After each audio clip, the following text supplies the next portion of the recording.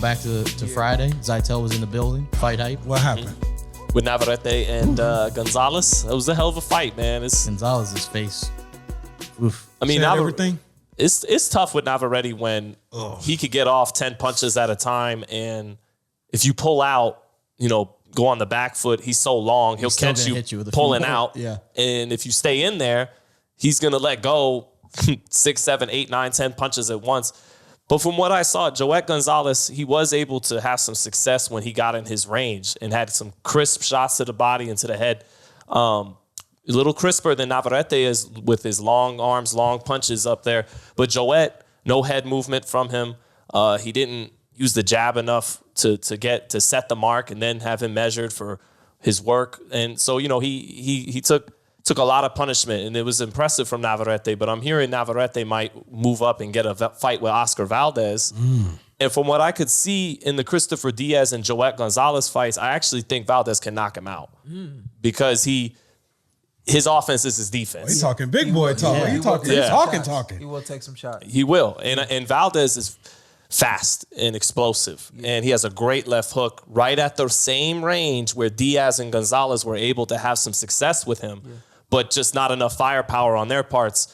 Valdez will have enough firepower, but Navarrete is a great TV fighter.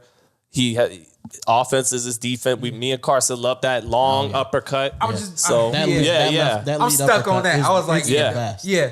Because and what I was thinking, I hear a lot of like amateur guys, young kids and stuff like that. And they're yelling like, "Do the Shawn Porter style." And I'm thinking to myself like, wow, like people think that I have my own style. I don't really have my own style, but the fact that people are starting to recognize it as its own style is pretty cool. There's other headbutts and elbows. There's been plenty of aggressive. Doing him like that. No, I told you. I will interject and say I think the Shawn Porter signature move needs to be the turn on the rope because that is the best. Hey, when somebody has you on the rope, we Shawn flips who around. you're going with in the Crawford Porter fight. 100%. It is what it is. He won't be ringside. I'll be up there like Shawn said he was up there. But saying all that to say, Navarrete, he has his own punch. Yeah, oh yeah. Who else throws that punch? And we need a name for And it. can throw it because, like Zytel said, he has such long arms, and he throws it from so far out. I feel like as a boxer, nobody throws that. So how do you prepare for that? Because it's such a unique punch. But The bang and bang he got heavy uppercut. hands. And he's got heavy hands.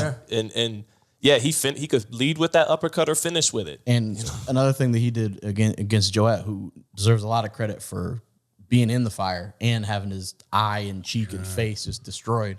He was sitting there exchanging, but Navarrete, every time he gets hit, listen, look at this. But every time he gets hit, he always gets his get back. Yeah. Anytime you land a shot, something flips, and he's like, let me land a couple myself here because you're not gonna get the best of me. But 130 would be interesting. I don't think anybody beats him at 26. He might want to stay there if he wants to remain the best in his division. Because that one thing that makes him so great at 22 and 26 is his size. He's taller than everybody. And he's still going to be taller than Valdez, but it's different. Yeah, do you think anyone at 26 can beat him before we kind of close on him? I mean, Gary Russell will be one of the more fun fights you could ever see, but what's always sucks with Gary Russell is, any of these top fighters at featherweight, you could just basically forget about him facing them because it is what it is. He has to fight as mandatory. Yeah. That always takes up his one fight a year. I was going to say that's why. No, it's true. It's true. Great I was talent. Gonna say, is this close? And I don't think it's far enough for us to get them under the Porter Crawford undercard. I think it's just too tight, right? Yeah. That'd be cool. After a war like that. Yeah. But I just don't think at 26, I just don't think there's anyone that can beat him. People I know when Kid Gal had won his fight, they're like, I was like, unless there's another Navarrete, he ices him. I think it's the one. It's his size in the division. I just think that he's like in a perfect spot.